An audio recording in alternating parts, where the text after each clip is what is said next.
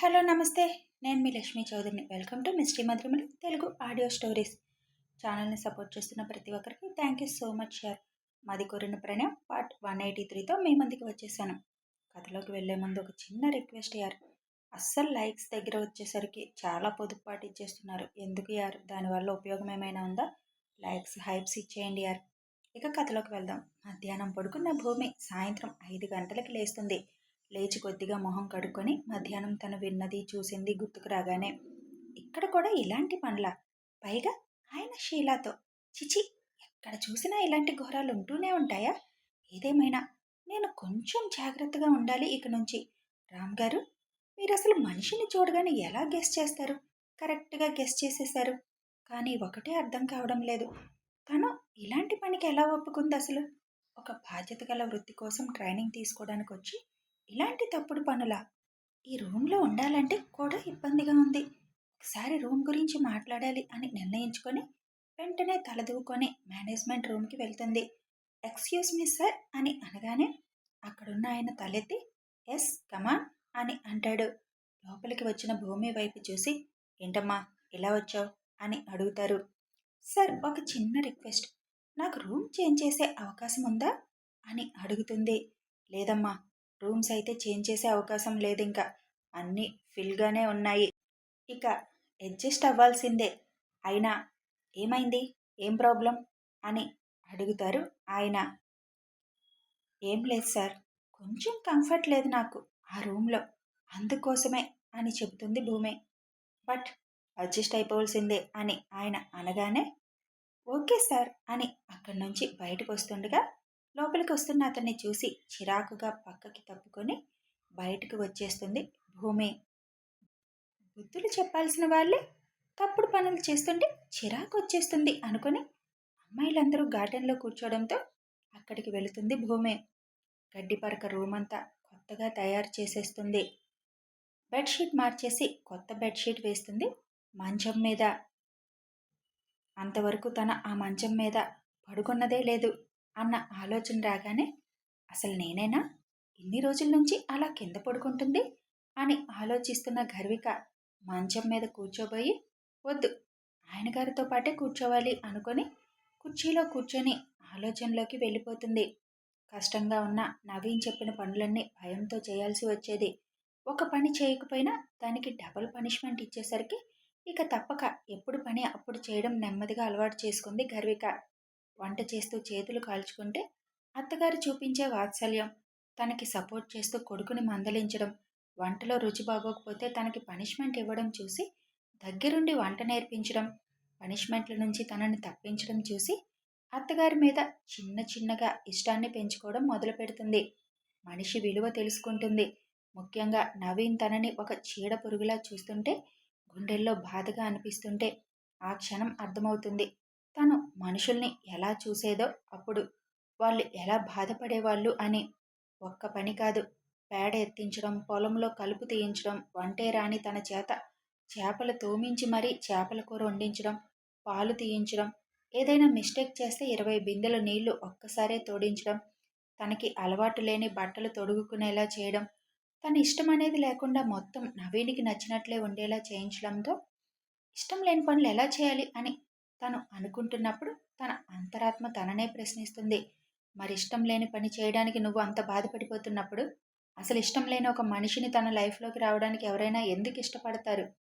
నీ జీవితం మీద నవీన్ హక్కు తీసుకున్నాడు అని ఫీల్ అవుతున్న నువ్వు మరి ఎదుటి వాళ్ళ జీవితాన్ని నీ చేతుల్లోకి తీసుకోవాలని ఎలా అనుకున్నావు అని తన అంతరాత్మ ప్రశ్నించడం మొదలు పెట్టడంతో చిన్నగా ఆలోచనలతో పాటు మార్పు కూడా మొదలవుతుంది గర్వికలో.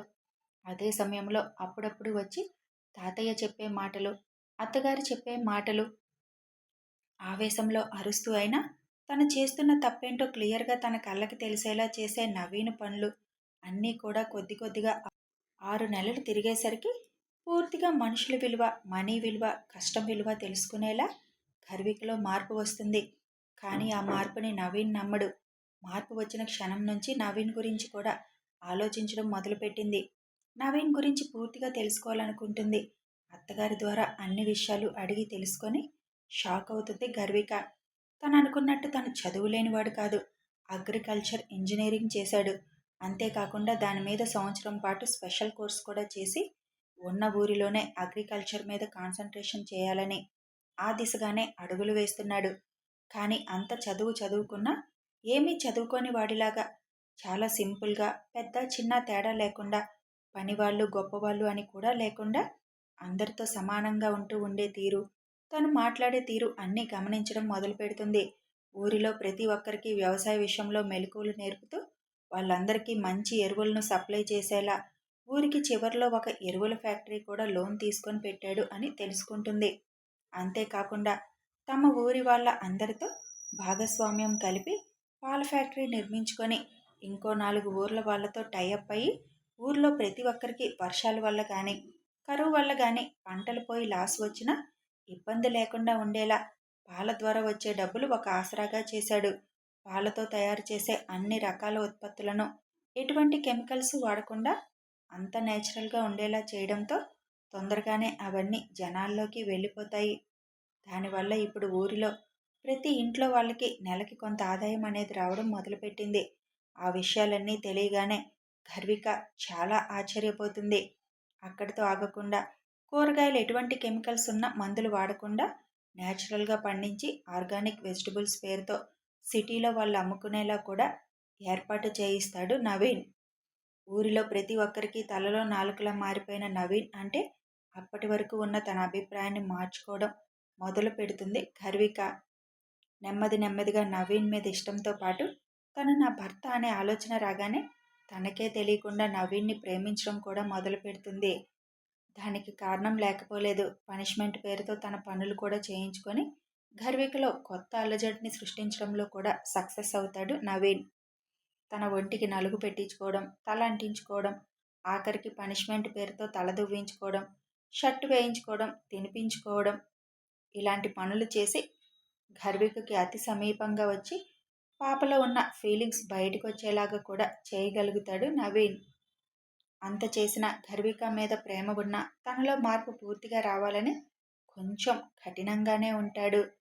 తను కోరుకున్న మార్పు గర్వికలో కనిపించినా ఎక్కడో చిన్న అనుమానం ఇంకా తనలో ఉండిపోతుంది.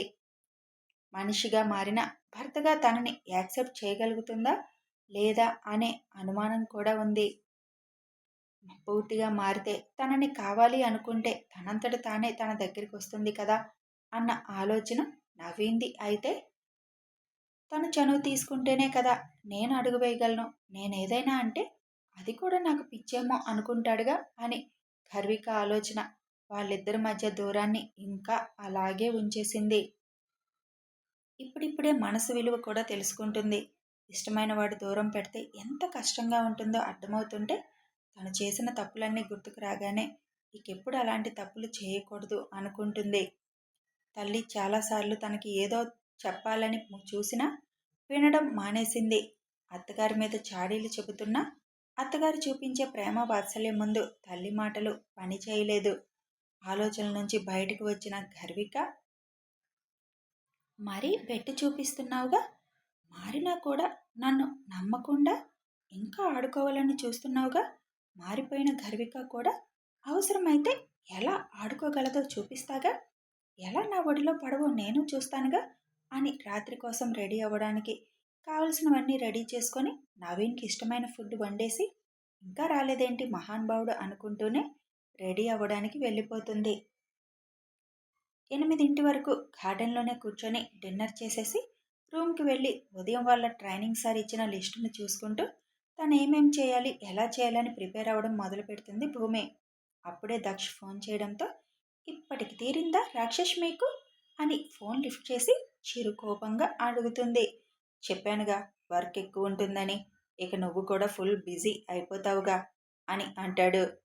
ఎంత వర్క్ ఉన్నా త్వరగా ఇంటికి వెళ్ళి డిన్నర్ చేయండి, డిన్నర్ స్కిప్ చేయొద్దు, అలాగే రాత్రులు ల్యాప్టాప్ పట్టుకొని కూర్చోవద్దు, ప్రాపర్ స్లీప్ అవసరం అని ఎప్పుడూ చెప్పే విషయాలే చెబుతుంటే నవ్వుకుంటూ, ఇక చాలు నల్లత్రాజు, ఫోన్ చేస్తే వేరే విషయాలు మాట్లాడాలి, అది కూడా రొమాంటిక్ విషయాలు, అంతేగాని ముసలమ్మ జాగ్రత్తలు చెప్తావేంటి, నా గురించి నాకు తెలీదా అంటాడు దక్ష్. మీరు మీ గురించి ఆలోచించుకోరనే కదా నా బాధ అని అంటుంది. నీకోసమైనా నేను నా గురించి ఆలోచించుకుంటానులే అంటూ ఇంకేంటి విశేషాలు? మొత్తం షెడ్యూల్ చేసేసుకున్నావా అని అడుగుతాడు. చేసుకుంటున్నా అని షీలా గురించి చెప్పాలని నోటి దాకా వచ్చినా చెప్పకుండా ఆపేసి తన గురించి మనకెందుకులే, తన పని తంది, నా పని నాది అనుకొని బుడ్డోడి దగ్గరికి వెళ్ళరా అని అడుగుతుంది. మన ఇంటికి వచ్చాక వాడితో మనం ఆడుకోవచ్చులే, అక్కడికి మనం వెళ్ళి వాళ్ళని ఇబ్బంది పెట్టాలి, నీ మరిది గారు ఎలాగో అక్కడే ఉంటున్నారుగా అంటాడు. ఫోన్ చేసి మాట్లాడాలి, వీడియో కాల్ చేసి వాడిని చూడాలి అని అనగానే అవునవును, ఇప్పుడు భర్త కన్నా ఫ్రెండ్ ముఖ్యమైపోయాడు, ఇక నేను గుర్తుంటానా అని అడుగుతాడు చిరునవ్వుతో దక్ష్. ఎవరండి మీరు అంటుంది నవ్వుతూ. వేషాలు బాగా ఉన్నాయి నీకు అని నవ్వుతూ. డిన్నర్ చేసేసావా అని అడుగుతాడు. హా, అయిపోయింది, కాసేపు మాట్లాడి ఓకే మరి ఇంక పడుకో అంటాడు. కొంచెం వర్క్ ఉంది, అది పూర్తి చేసుకొని పడుకుంటాను అని హాయ్ చెప్పేసి ఫోన్ కట్ చేసి వెంటనే అద్వైత్ నెంబర్కి వీడియో కాల్ చేసి కాసేపు బాబుని చూస్తూ మాట్లాడి తర్వాత అమ్మా నాన్నలకి చేసి ఆ తర్వాత విజయ్ వాళ్ళకి చేసి మాట్లాడి 1 గంట కాలక్షేపం ఫోన్తోనే చేస్తుంది. అప్పటికి రూమ్కి రాని షీలా గురించి ఆలోచన వస్తుంది. ఈ పిల్ల ఈ టైం అయినా రాలేదు, రాత్రి 7 తర్వాత బయటికి వెళ్ళకూడదని రూల్ ఉన్నా తను వెళ్ళింది అంటే అవునులే, ఇచ్చేవాళ్ళు పర్మిషన్ ఇస్తుంటే వెళ్ళకుండా ఎలా ఉంటుంది అనుకొని అసలు పెళ్ళికాని అమ్మాయి అలా ఎలా అని ఆలోచిస్తూనే మళ్ళీ వెంటనే రామ్ చెప్పినట్టు అనవసరమైన విషయాల గురించి ఎక్కువ ఆలోచించకుండా నా పని నేను చేసుకోవడం బెస్ట్ అని తన పనిలో తను నిమగ్నమైపోతుంది భూమి. పదైన ఆ అమ్మాయి రాకపోవడంతో ఇద్దరి దగ్గర కీ ఉంటుంది కాబట్టి రూమ్ డోర్ లాక్ చేసేసుకుంటుంది. కానీ చిన్న అనుమానం వచ్చేస్తుంది. ఆవిడ గారికి తన దగ్గరే ఉందా, అతన్ని దగ్గర కూడా ఉందా అని అనుమానం రాగానే మొద్దు నిద్ర కూడా ఇక పోలేను అనుకోగానే నీరసం వచ్చేస్తుంది భూమికి. లేదు, రేపు తనతో మాట్లాడి లోపల గడి కూడా వేసుకుంటాను, లేట్ అయితే డోర్ కొట్టమని చెప్తాను, అప్పుడు తీయొచ్చు, నమ్మి పడుకోలేం బాబోయ్ అనుకుంటూ ఆలోచిస్తూనే నిద్రలోకి జారుకుంటుంది. నవీన్ ఇంటికి వచ్చేసరికి 10 దాటిపోతుంది. ఇంటికి త్వరగానే రావాలి అనుకుంటాడు కానీ పాల ఫ్యాక్టరీలో చిన్న టెక్నికల్ ప్రాబ్లం రావడంతో మెకానిక్ వచ్చి దాన్ని చూస్తుంటే అక్కడే ఉండక తప్పలేదు. అదే విషయం ఫోన్ చేసి బాధ్యతగా చెప్తాడు కూడా. ఈరోజే అక్కడ ప్రాబ్లం రావాలా అని తిట్టుకుంటూనే హాల్లో కింద గోడ కానుకుని కూర్చొని చాలాసేపు ఎదురు చూస్తూ అలాగే నిద్రపోతుంది. నవీన్ బైక్ పార్క్ చేసి తలుపు బార్లా తెరిచి కూర్చుందేంటి, అయినా దెయ్యాలకి ఏం భయంలే అనుకుంటూ లోపలికి వచ్చేసరికి ఎదురుగా కనిపిస్తున్న దృశ్యం చూడగానే అడుగు ముందుకు పడలేదు. తెల్లటి చీరలో తలనిండా పూలతో శోభనం పెళ్లికూతుర్లా రెడీ అయి కునికి పాటలు పడుతున్న తనని చూడగానే పెదాలపై నవ్వు చేరుతుంది. అదే సమయంలో ముక్కుకి ఘాటైన సువాసన తగలడంతో అనుమానంగా బెడ్రూమ్ వైపు వెళ్తాడు. ఎప్పుడు తెప్పించిందో ఎవరితో తెప్పించిందో తెలియదు కానీ సెంటెడ్ స్మెల్ వచ్చే క్యాండిల్స్ వెలిగించి మంచం మీద అక్కడక్కడ మల్లెపూలు చల్లి అందరిగా అలంకరించి మొదటి రాత్రికి నేను సిద్ధం అని తన ప్రవర్తనతో చెప్పకనే చెప్పిన గర్వికను చూసి సైలెంట్గా ఫ్రెష్ అవ్వడానికి వెళ్ళిపోతాడు. పెరటి తలుపు తీసిన శబ్దం రావడంతో ఉలిక్కిపడి లేచి చూసేసరికి ఎవరూ కనిపించకపోవడంతో ఎవరు అంటూ అరుస్తుంది కొంచెం భయంగా. అరుపు వినిపించినా సైలెంట్గా నవ్వుకుంటూ ఏం మాట్లాడకుండా స్నానం చేస్తాడు నవీన్. నీళ్ళ సౌండ్ రావడంతో గర్భిక ఓ ఆయన వచ్చారా అనుకుంటూ గబగబా వంటగదిలో రెడీ చేసిన వాటిని బెడ్రూమ్లోకి షిఫ్ట్ చేస్తుంది. నవీన్ వేసుకోవడానికి బట్టలు కూడా రెడీగా పెట్టేసి కిచెన్లోకి వస్తుంది. పాలు కాయడానికి రూమ్లోకి వచ్చేసరికి అన్నీ రెడీగా ఉండడం చూసి ఏంటో ఈ రాక్షసి ఎంత ఫాస్ట్ అయ్యింది అనుకొని డ్రెస్ వేసుకునేసరికి కాచిన పాలని పక్కన పెట్టి బెడ్రూమ్లోకి వస్తుంది. వచ్చింది కానీ అవన్నీ చూసి నవీన్ ఏమనుకుంటాడు అని ఒక పక్క అనుమానం, ఇంకో పక్క తనకు అలవాట్లేని సిగ్గు కూడా తనలో దోబూచులాడుతుంటే గొంతు కూడా రానట్లుగా భోజనం పెట్టేనా అని అడుగుతుంది. తినొద్దా అంటాడు తనకు అసలు ఏమీ పట్టనట్టుగా. తనను చూసి కూడా కనీసం ఏమాత్రం రెస్పాండ్ అవ్వలేదన్న చిన్న నిరాశతో భోజనం వడ్డిస్తుంది. తమ తినరా అంటాడు ఒక ప్లేట్లోనే వడ్డిస్తుంటే చూసి. నేను తినేశాను అంటుంది నవీన్ ఇష్టం లేనట్టుగా ప్రవర్తించేసరికి. ఓహో, నువ్వు తినేసి నాకు మళ్ళీ స్పెషల్గా వండావా, నోరు మూసుకొని తిను అని గట్టిగా అనేసరికి కళ్ళల్లో నీళ్ళు వచ్చేస్తాయి. ఎందుకో తెలీదు గర్వికకి తనను నిర్లక్ష్యం చేస్తున్నాడన్న బాధేమో ఆ క్షణం అర్థం కాలేదు కానీ తను ముందుకి అడుగు వేశానని తెలిసినా కూడా ఇంకా తనతో కొంచెం కూడా ప్రేమగా మాట్లాడిన నవీన్ మీద కోపం వచ్చేస్తుంది ఆ క్షణం. ప్లేట్లో అన్నం పెట్టుకొని ఫాస్ట్‌గా తినేస్తుంది. అదంతా గమనిస్తున్న నవీన్ నవ్వుకుంటూనే తినడం ముగిస్తాడు. అన్నీ తనకిష్టమైనవి వండుతుంది. అన్నీ సర్దేశాక రూమ్‌లోకి పాల గ్లాస్‌తో వచ్చి నిలబడుతుంది. పట్టనట్టు ఉన్న నవీన్‌ని చూడగానే కోపంతో గ్లాస్ ఎత్తి టేబుల్ మీద పెట్టి చాప వేసుకోబోతుంటే సైలెంట్‌గా కూర్చొని ఉన్న నవీన్‌ని చూసి కోపం వచ్చేసి చాప పక్కకు విసిరేసి, "ఈ రోజు నుంచి నేను ఇక్కడే పడుకుంటాను. కింద పడుకోలేకపోతున్నాను. నా పక్కన పడుకోవడం మీకు ఇష్టం లేకపోతే వెళ్ళి మీరు కింద పడుకోండి" అని మామూలుగా తన అందచందాలతో నవీన్‌ని ఒక ఆట ఆడించాలి అనుకున్న గర్విక ఇప్పుడు నవీన్ అసలు కనీసం తన వైపు కూడా చూడలేదు అన్న కోపంతో పౌరుషం పొడుచుకొచ్చి కోపంతో ఆడుకోవాలని అనుకుంటుంది. ఓయ్! ఏంటి మంచం ఎక్కావు? దీని మీదకి ఎక్కే అధికారం ఇంకా నీకు రాలేదు అంటుండగానే పూర్తిగా నవీన్ మీదకి ఎక్కేస్తుంది గర్విక. మంచం మీద కాదు, నీ మీద ఎక్కి పడుకుంటాను. ఏం చేస్తావు అని కోపంగా అంటుంది. నవీన్ నవ్వుతూ ఏంటి నోరు లేస్తుంది అని అడుగుతాడు. నోరే కాదు, అవసరమైతే చేయి కూడా లేపుతా. ఏ మీకు మాత్రమే నా మీద అధికారం ఉందా తిట్టడానికి? కొట్టలేదులే కాబట్టి ఆ మాట అనలేను. కష్టపడి ఉదయం నుంచి ఇల్లంతా దులిపి రూమ్ అంతా నీట్గా తడిగుడ్డ పెట్టి మంచం నీట్గా సర్ది మీకు ఇష్టమైనవన్నీ వండి మంచాన్ని అందంగా అలంకరించి కష్టపడి బతిమలాడుకొని ఈ క్యాండిల్స్ తెప్పించి వాటిని వెలిగించి మీకోసం 7 గంటల నుంచి పడిగాపులు కాసి ఎదురు చూస్తూ కూర్చుంటే కనీసం నన్ను చూసి కొద్దిగా కూడా పట్టనట్లుగా మీ పాటికి మీరుంటే ఏమనాలి అడుగుతుంది గర్విక. ఎవరు చేయమన్నారు ఇవన్నీ? నేను చేయమన్నానా? ఈ కొత్త నాటకం దేనికి అని అంటాడు. వెంటనే నవీన్ గుండెల మీద కొడుతూ నాటకంలా కనిపిస్తుందా? నాటకంలా? నేనే ఒక అడుగు ముందుకు వేస్తే నాటకం అంటారా? మీ అమ్మ అడుగుతుంది మనవడో మనవరాలో కావాలని. ఏం చెప్పాలి నేను? ప్రేమించానన్నారుగా? మరి ప్రేమించినప్పుడు నేను మారానని మీకు నమ్మకం కుదరడం లేదా? పోనీ మారలేదు అని అనుకోండి. అయినా నేను మీ భార్యని కదా, మీరెందుకు సుఖానికి దూరంగా ఉండాలి అంటుంది కోపంగా. దెయ్యాలతో నేను కాపురం చేయలేనమ్మా అని అంటాడు. అప్పటికే గర్విక అంత దగ్గరగా ఉండడంతో తనలో ప్రాయం ఇక ఆలస్యం చేయొద్దు, బ్రహ్మచర్యానికి స్వస్తి పలుకు అని పోరు పెడుతుంటే కష్టంగా నిగ్రహించుకుంటున్నాడు. నేను మనుషులతో కాపురం చేస్తాలే అని తనే లీడ్ తీసుకొని తన ఒరిజినాలిటీని బయటికి తీసుకొచ్చి నవీన్ పెదాలని అందుకుంటుంది గర్విక. తనంతట తానుగా ప్రతి దానిలోనూ ముందడుగు వేసి తన మీద హక్కుగా ఇష్టంగా తన ఎంగిల్నే అందించిన గర్వికని ఇక దూరం పెట్టాలి అనుకోలేదు. తప్పు చేసినా తప్పు తెలుసుకొని మారిన గడ్డి పరకని ఇష్టంగా తనలో కలుపుకోవడానికి సంసిద్ధమై దెయ్యంతో సరసయుద్ధం మొదలు పెడతాడు నవీన్. కథ కొనసాగుతుంది. మరి గర్వికలో మార్పు నిజమేనా? ఈ మార్పు వల్ల తను ముందు ముందు ఏం చేయబోతుంది? భూమికి ఎలా ఉపయోగపడుతుంది తెలుసుకోవాలి అంటే ఫాలో అయిపోండి.